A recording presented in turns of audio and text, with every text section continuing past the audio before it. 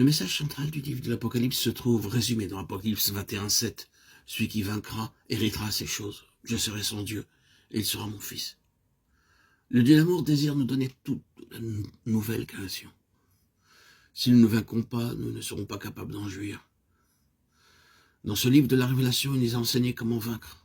Dans le chapitre 4 et 5, nous voyons la gloire du Seigneur Jésus-Christ dans l'Église céleste. Il nous est donné un aperçu de notre unité avec le Seigneur Jésus-Christ. En le voyant, nous serons semblables à lui. Les ingénieurs peuvent montrer par un dessin, par une maquette, à quoi ressemblera une construction lorsqu'elle sera terminée. De la même manière, ces chapitres du livre de l'Apocalypse montrent l'Église achevée dans le ciel. Apocalypse 4:2 révèle la gloire de son trône. Celui qui était assis avait l'aspect d'une pierre de jaspe et de sardoine. Apocalypse 4:3. Ces pierres sont claires et possèdent une transparence éclatante. Elles parlent de la pureté et de la sainteté de Dieu. L'arc-en-ciel est un symbole de l'alliance de Dieu. C'est une lumière pure, se composant de 7 couleurs, Genèse 9, 11, 17.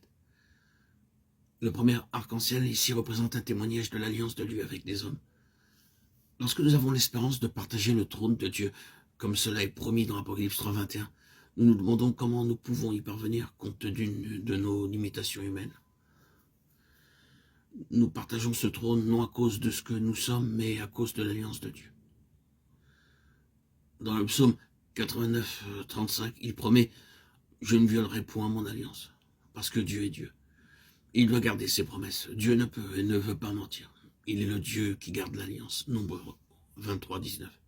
Ce qu'il dit doit le faire. Deutéronome 7, 9. Ce qu'il décrète ne peut pas être différé. Psaume 148, 6.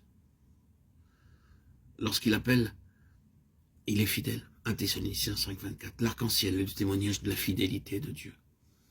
Nous devons croire et proclamer sa promesse. Nous avons expérimenté cela au commencement de l'œuvre lorsque Dieu nous montra un grand corps de bâtiment et nous donna sa promesse de 1 Chronique 29, 1. Ce palais n'est pas pour un homme, mais il est pour l'Éternel Dieu. La partie arrière de la maison était en ruine, inhabitable.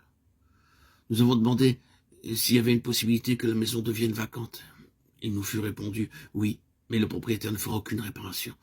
La maison devait être libre le 12 juillet. Lorsque nous avons vu le propriétaire et que nous l'avons annoncé que c'était pour le Seigneur, aussitôt il dit « Je réparerai la maison, vous pouvez occuper les lieux, vous ne paierez pas jusqu'à ce que les réparations soient achevées. » Après ce délai, l'argent arriva pour le loyer. Nous devons croire ce que Dieu a dit et nous y tenir. En une occasion, le Seigneur me dit de me tenir prêt pour aller à l'étranger, me donna la parole de Zacharie 9, 10. Il y avait énormément de formalités de départ à remplir et une longue liste d'attente. Humainement parlant, il n'y avait aucune chance.